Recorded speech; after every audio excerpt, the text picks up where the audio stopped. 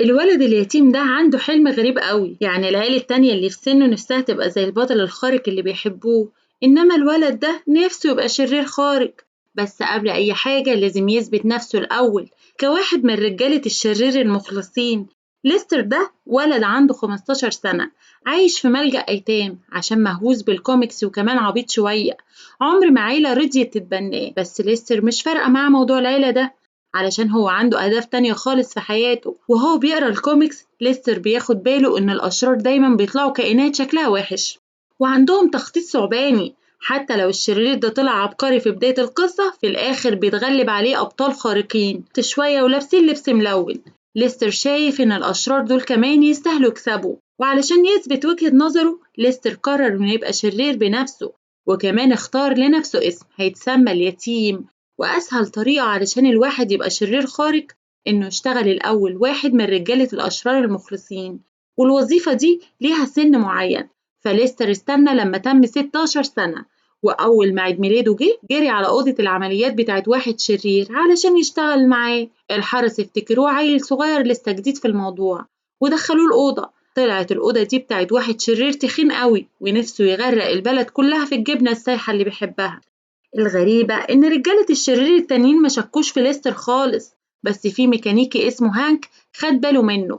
لما هانك سأله عن مكانه ليستر وراله إعلان شغل كان لاقيه.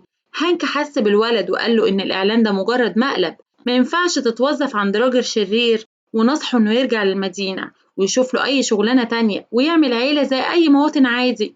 ليستر رفض يمشي علشان مش قادر يستغنى عن حلمه. لما هانك سمع الكلام ده اتعصب قوي وشرح له إن الشغلانة دي كابوس، ده مش مكان شغل، دي أوضة عمليات خطيرة، والشرير اللي فيها بيخطط إنه يموت الناس بجبنة مشعة. وقبل ما ليستر يعرف يرد الأوضة اتهاجمت بفريق الأبطال الخارقين اللي اسمهم فرقة الأصدقاء الخمسة.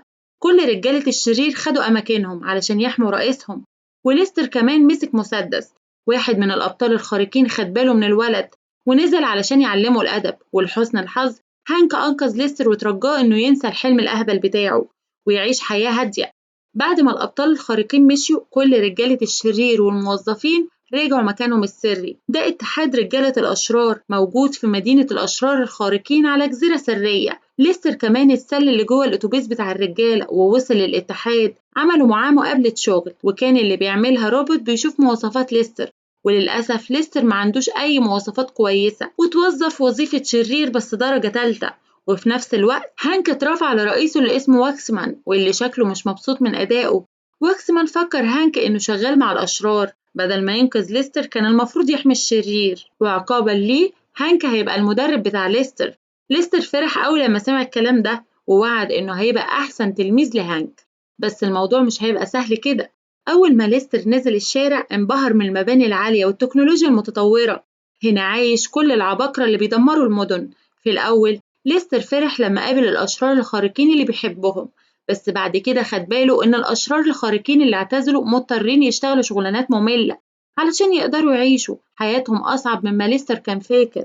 فجأة شاف كوميكس طبعات جديدة وحاول يسرقها، بس بالرغم من إن المدينة مليانة مجرمين السرقة ممنوعة فيها. علشان ليستر يعرف يعيش هنا لازم يلاقي شغل في أسرع وقت. هانك خده المعرض شغل الرجالة الأشرار. هناك عرف ليستر على فريقه اللي بيتكون من ست جميلة اسمها جين وشابين صغيرين اسمهم سيتي وياكوف، وأكبر واحد فيهم العجوز دوج اللي خسر جسمه في الخناقة اللي فاتت. قبل ما ليستر يعرف يتكلم معاهم في إعلان بصوت عالي اتعمل علشان يجذب الرجالة الأشرار. طلع ده أشهر شرير البارون بلاك أوت. لما مفيش ولا راجل شرير اهتم إنه يشتغل مع البارون عرض عليهم ياخدوا 3 أضعاف المرتب. لما سمعوا الكلام ده كل الرجالة الأشرار جريوا يسجلوا أسمائهم. أعضاء فريق هانك كمان كانوا عايزين ينضموا، بس هانك قال لهم بوضوح إنهم ممنوعين يشتغلوا مع البارون. دي واحدة من قواعد النجاة اللي عملها هانك علشان يعرف يستمر في الشغلانة دي أطول فترة ممكنة. أغلب الرجالة الأشرار ما بيعيشوش أكتر من كام شهر، فمهم قوي إن الواحد يختار الشغلانة الصح. البارون بعت أكتر رجاله الأشرار المخلصين ليه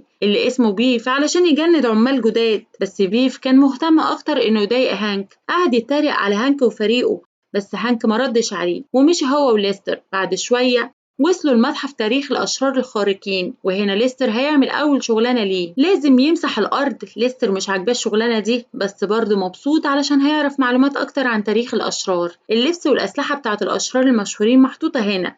ليستر بدأ يشوفهم واحد واحد، بس قطعة متغطية لفتت نظره. هانك منعه إنه يلعب فيها، بس ليستر برضه شد الملاية. طلع ده الجسم المتجمد بتاع واحد شرير اسمه اللص الزمني.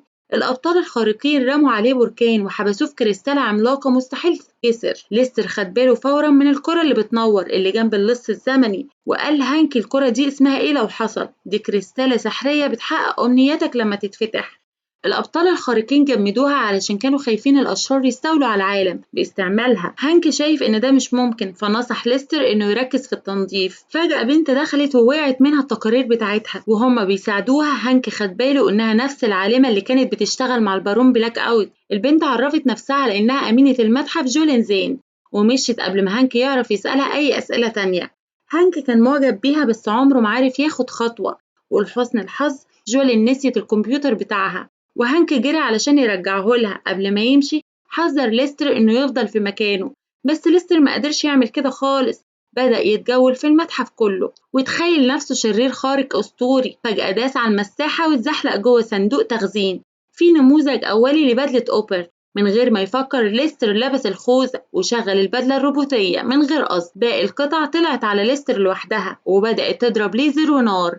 المتحف كله اتقلب لخبطة، بس ليستر مش عارف يتحكم في البدلة خالص. هانك رجع في الآخر وسأل ليستر ايه اللي بيحصل، بس قبل ما يعرف يرد البدلة قررت انها تطير. هانك خايف من اللوم على اللي حصل فتسلل من المتحف بذكاء. ليستر عمال يطير من غير سيطرة في البلد كلها، وعمال يعمل مشاكل هنا وهناك، حتى وصل للفضاء وخد معاه حيوان عزيز من حديقة الحيوان.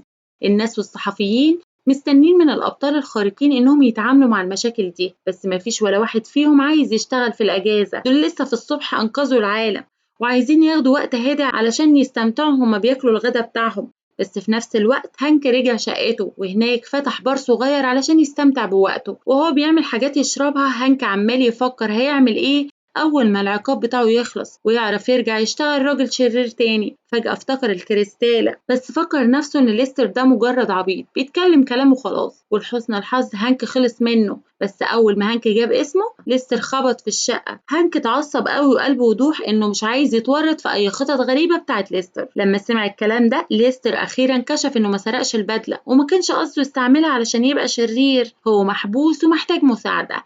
هانك في الآخر وافق يساعده وطلب من ليستر إنه يفتح الواقي اللي على وشه.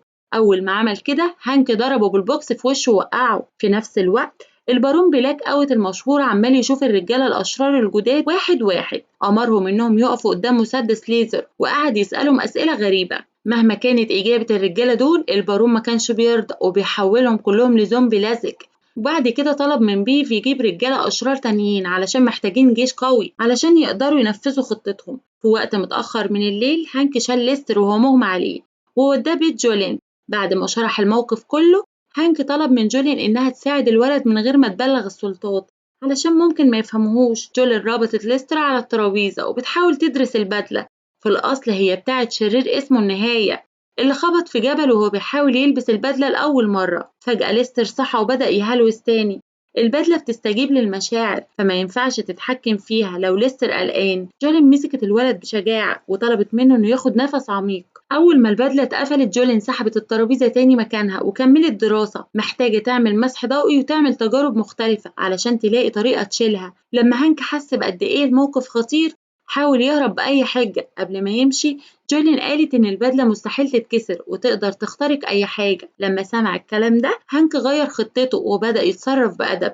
اعتذر لليستر وعرض إنه يفضل معاه لغاية ما كل حاجة تبقى كويسة. هانك طلب من جولين تجيب قهوة، بس أول ما طلعت من المعمل هانك قال لليستر إنهم هيحققوا أحلامهم، بس في الأول لازم يلاقوا مكان سري علشان يرسموا خطتهم. وليستر ده ولد بريء وثق في هانك على طول وعمل اللي قالهوله. تاني يوم الصبح وصلوا لمقلب زبالة، وهناك هانك أخيرا حكى قصته عن أول يوم ليه. اشتغل راجل شرير مع البارون بلاك أوت ومع فريقه، وجولين كانت عالمة هناك. البارون كان عايز يموت أطفال فجولين رفضت تساعده. فجأة الأبطال الخارقين وصلوا، بس البارون كان مستعد إنه يقتلهم هما كمان، ولحسن الحظ هانك خاطر بشغله وطفى المسدس المميت بتاع البارون. زمايله ساعدوه في هزيمة البارون، بس في الآخر الأبطال الخارقين خدوا الفضل وهانك اترفد وبقى عامل نظافة. عمره ما عرف يرجع يشتغل راجل شرير تاني، بس هو مستعد يساعد ليستر إنه يبقى شرير خارق. لو ليستر بيتمنى ده هو كمان، يبقى لازم يتعلم يستعمل البدلة إزاي. هانك عمال يدرب الولد بصبر، وفي كام يوم بس ليستر اتعلم يتحكم في الهجمات وفي وضع الطيران.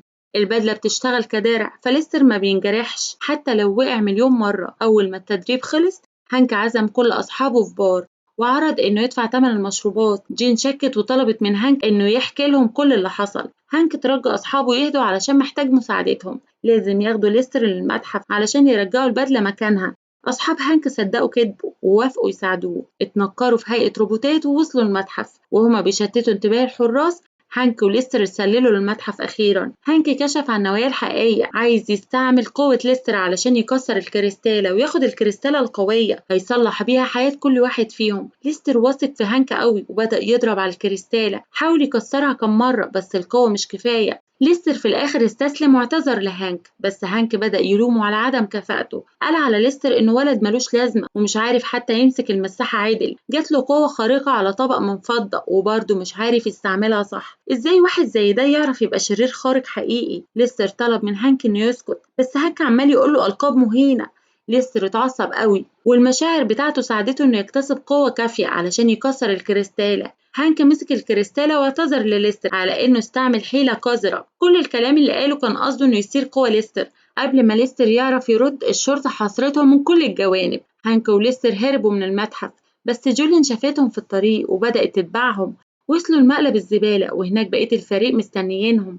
هانك أخيرا قال الحقيقة وورى الكريستالة السحرية للكل، بس شكلهم مش مبسوطين خالص. جولين وصلت هناك هي كمان وشرحت إن مفيش حد عارف الكريستالة دي إيه بالظبط، بس هانك مستعد ياخد المخاطرة. اتمنى لنفسه والفريق إنهم يخلصوا من شغلانة الرجالة الأشرار وإن ليستر يبقى شرير خارق حقيقي. وهو بيقول كده هانك كسر الكريستالة، بس ليستر دمرها قبل ما تقع على الأرض. هانك ملوش الحق إنه ياخد قرارات لحياة الناس التانية علشان هو عايز كده. كل واحد اتعصب قوي وقالوا على هانك إنه واحد أناني وعديم الإحساس. مش بس خدع أصحابه، ده كمان حاول يبوظ حياتهم. زمايله قطعوا كل صلاتهم بهانك قبل ما يمشوا، وجولين كمان مش عايزة تشوف وشه تاني. هانك رجع البيت وبدأ يمسك حاجات مهمة علشان يسيب المدينة دي للأبد. فجأة رئيسه واكسمان وصل وقبض على هانك علشان دمر المتحف. في نفس الوقت جولين رجعت ليستر للمعمل بتاعها وبتحاول تستعمل ليزر بترددات مختلفة علشان تكسر البدلة، وكمان عمالة تتكلم عن هانك وأفعاله الوحشة. كانت معجبة بيه في الأول بس طلع أسوأ واحد قابلته في حياتها. ليستر طلب من جولين إنها تهدى وتدي لهانك فرصة تانية، ممكن ما يكونش وحش زي ما هما فاكرين. ده واحد أنقذ ليستر من غير ما يعرف هو مين. هانك عمل كام غلطة بس عمل كل حاجة علشان كان تايه ومحبوس. هو وحيد زي ما ليستر وحيد بالظبط. الوحدة دي جبرتهم إنهم ياخدوا كام قرار خطر. جولين أخيرا فهمت وبدأت تفكر من وجهة نظر ليستر. تاني يوم بيف خطف زمايل هانك وعرضهم قدام البارون بلاك أوت. الرئيس الشرير عايز يجرب مسدس الضرب بتاعه عليهم، بس بيف اترجاه انه يخلي كام واحد من الرجاله الاشرار علشان محتاجين منظفين وطباخين علشان يعرفوا يعيشوا. البارون وافق والزمايل بدأوا يشتغلوا على سفينة البارون. في نفس الوقت جولين جربت كل الحلول الممكنة بس مفيش حاجة عارفة تخترق البدلة. ليستر زهق وقرر انه يقطع الدرع بنفسه. استعمل أدوات عشوائية بس طبعا مفيش ولا واحدة فيهم نفعت مع الدرع. ليستر المسكين زعل قوي وقعد يتساءل ازاي هيستمتع ببقية حياته. جولين صعب عليها بس فجأة افتكرت ان البدلة بتشتغل بالمشاعر. لو الغضب بيزود قوتها يبقى الهدوء ممكن يقفلها. جولين طلبت من ليستر يغمض عينيه ويفكر في المكان اللي بيحبه. بما انه يتيم وولد غريب، ليستر عمره ما كان عنده لحظة سعيدة في حياته. بعد ما فكر كام دقيقة أخيرا افتكر الوقت اللي هانك قدره فيه بعد التدريب. ده كان مكانه السعيد، الإحساس بإن عندك صاحب واقف جنبك. أول ما ليستر فتح عينيه خد باله إن البدلة اتشالت لوحدها. ليستر وجولين بدأوا يحتفلوا بس صوت عالي قاطعهم، ده البارون بلاك أوت اللي هيستولى على العالم كله. وعلشان يعلن سيطرته استعمل مسدس تحويل الزومبي على كام مواطن من مدينة الأشرار الخارقين. أمر كل الأشرار التانيين والرجال الأشرار إنهم يخدموه وإلا هيموتوا كلهم. وهو بيقول كده البارون ساب الجزيرة وراح للعاصمة علشان يخلص من الأبطال الخارقين. في نفس الوقت هانك هرب من رئيسه وجري على طاقمه، للأسف كلهم اتخطفوا ما عدا العجوز دوج. هانك ندم على تصرفه وقرر إنه ينقذ أصحابه بنفسه. العجوز دوج قلق عليه فجري علشان يبلغ جولين وليس لازم يعملوا حاجة علشان البارون أقوى من أي وقت فات، حتى هزم كل الأبطال الخارقين لوحده. وأخيرا في شرير خارق هيكسب الحرب. فجأة هانك ظهر في السما في عربيته اللي بتطير وضرب كام صاروخ على سفينة البارون. بالعافية عملوا له خدش، بس ما كانش ده قصد هانك أصلا، هو كان عايز يستفز البارون. الخطة نجحت والبارون بعت كام صاروخ في المقابل. هانك وجه الصواريخ ناحية السفينة وكسر زجاج العربية علشان الصواريخ تعرف تخش جوه السفينة. هانك طلب من البارون يسيب أصحابه يمشوا، بس البارون رفض بوضوح. بدل كده وجه المسدس بتاعه على هانك علشان يحوله لزومبي لزج. لحسن الحظ ليستر وصل هناك في البدلة ومنع شعاع المسدس. تطوع إنه يتعامل مع البارون لوحده وطلب من هانك يروح ينقذ أصحابه. هم خلاص دخلوا كبسولة النجاة، بس هانك وجولين فضلوا ورا علشان يساعدوا ليستر. في نفس الوقت ليستر اتغسل دماغه من البارون اللي عرض عليه يدربه علشان يبقى شرير خارق حقيقي. ليستر صدق الخدعة بتاعته وادى البدلة للبارون. هانك عمال يسأل ليه عمل كده، بس ليستر قال بوضوح إنه عايز يحقق حلمه. أخيرا لقى المدرب الصح ومعاه ليستر هيستولوا على العالم. ليستر عمال يعجب بإنجازات البارون وده بيخلي البارون أقوى وأقوى. أول ما البارون وصل لقمة قوته ليستر بدأ يسترجع اللحظات المهينة بتاعة البارون وخلص كلامه بإن الأشرار عمرهم ما بيكسبوا. كل ده كان خطته علشان يخلي البارون غير مستقر عاطفيا. أول ما البارون زهق قوي البدلة كمان فقدت سيطرتها وانفجرت لأشلاء. ليستر خسر فرصته في تحقيق حلمه، بس في هيئة فريق كسب عيلة بتحبه. وبكده بيخلص الفيلم. ما تنسوش تدعموني باللايك وتشتركوا في القناة عشان يوصل لكم كل جديد.